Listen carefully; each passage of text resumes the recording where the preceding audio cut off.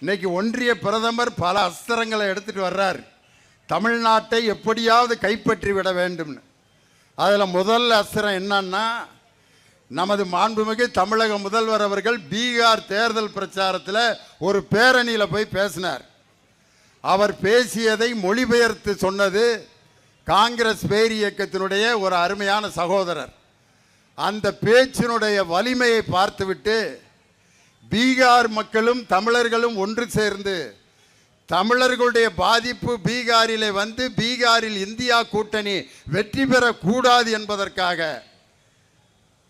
ஒவ்வொரு மாநிலத்திலும் ஒரு வேடத்தை போடுகின்ற ஒன்றிய பிரதமர் நரேந்திர மோடி நம்ம தமிழ்நாட்டுக்கு வந்தா திருக்குறள் பேசுவார். அக்ரா முதலா எழுத்தெல்லாம் ஆதி பகுபான் முதுற்றே உலுகு அப்படிம்பார். நம்ம என்ன நினைப்போம், ஐயா திருக்குறள்லாம் பேசுகிறாரா, தமிழ் மக்களை நேசிக்கிறாரா.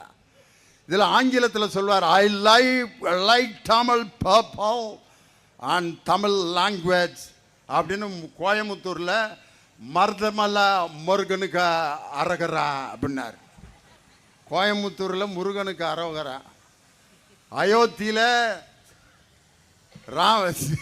அங்கே பார்த்தீங்கன்னா ராமனை பற்றி. ஒரிசாவில் போய் பார்த்தீங்கன்னா ஸ்ரீ ரங்கநாதர் ஜி அவரை கும்பிடுவார். ஒரிசாவில் தமிழனுடைய கை ஓங்க போகிறது என்பதை தெரிந்து கொண்டு ஒரிசாவில் இருக்கக்கூடிய பூரி ரங்கநாதருடைய ஆலயத்தின் சாவி தமிழ்நாட்டில் இருக்கின்ற ஒரு புருடா விட்டார்.